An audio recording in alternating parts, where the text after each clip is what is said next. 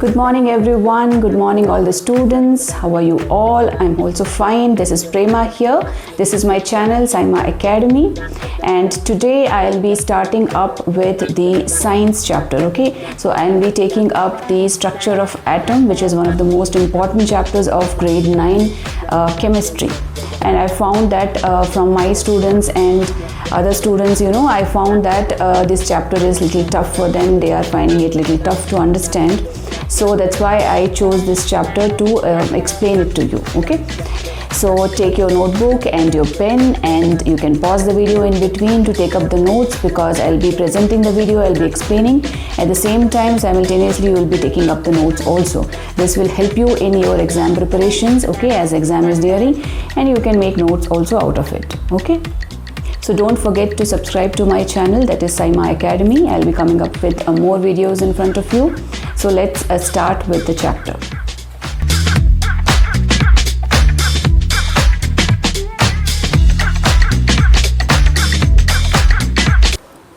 So this chapter is a structure of atom. Children, you must be knowing that anything in this world, anything what you see around you, like you see a table, chair, your pen, pencil, or anybody in the world, anything in the world is made up of atom, right? So atom is the smallest unit of anything, right? It is the smallest entity present. Okay, so any matter, whether it's a solid or a liquid or a gas, is made of atom.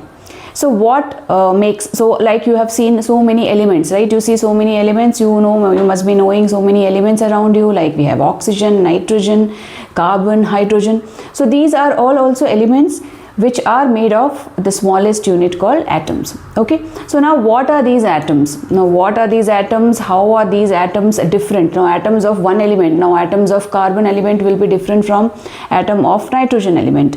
So why these are different, and how atoms are, whether they are the smallest unit or they are divisible. Okay, so in the second chapter, that is atoms and molecules, you must have studied about atoms. Okay, the Dalton theory of atom or atomic model, the modern atomic theory. Okay, so Dalton said that atoms are indivisible, but later the modern atomic theory says that atom is divisible into subatomic particles. So how this discovery came through, okay, and what is the outcome of this discovery, we are going to take up. We are going to study whether atom is the smallest unit or atom is made up of smallest subatomic particles or not. Okay, that's what we are going to discuss in this chapter. So let's begin. So about the structure of atom, okay, during the in the end of the 19th century, the scientists faced the problem, or they faced the challenge of revealing the structure of atom. Okay, so as such, how the atom is made, how the atom looks like, and what does an atom consist of. Okay, so based on this, to reveal the structure of atom or to discover many theories, so there were many scientists who actually came up with many theories or many discoveries regarding the structure of atom. So we are going to see that only one by one. There are different discoveries which were made about atom, okay, about the structure of atom. So this chapter begins with that topic. Okay, see, before studying atom, now we know the atom is the smallest unit of anything in the world, any matter in the world, right? So what does atom consist of? See, now how the charged particles were discovered. Now we know that there are charged particles present, right? Right now we know that. But before, how there were simple activities which were done in different experiments. There's a simple activity even you can do at home. You can take a comb and rub it on your head. Okay, you rub it on your hair. So you see that after that comb, after rubbing with your hair, that comb will be starting attracting the bits of paper. Okay, now why this attraction is happening? So if you see, you see that this comb, if you rub on hair, okay, it will start attracting. It will start attracting the bits of paper. These are the bits of paper. Okay, now why this attraction is happening? Okay, so the conclusion of this experiment, that rubbing of the comb, okay, with the hair, so produced some charged particles. Okay, produces some charge on the comb as well as on the hair. Okay, that means it results in development of some charges on the two objects on which we rubbed. Okay, the comb and the hair. Because of that charge, this charge on the comb started attracting the paper.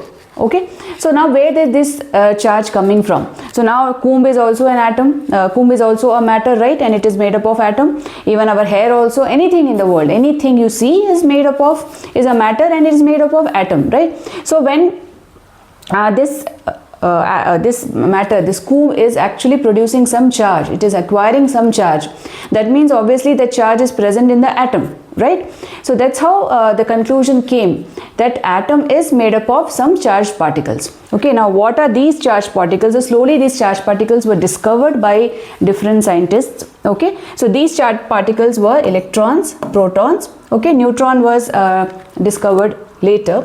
So electron was discovered by J.J. Thomson, okay, in 1900. Okay, this was discovered as subatomic particle with negative charge. Okay, so electron is having negative charge. Okay, and the protons were discovered by E. Goldstein in an experiment. Okay, those experiment explanations you don't have in your syllabus, so I'm not explaining that.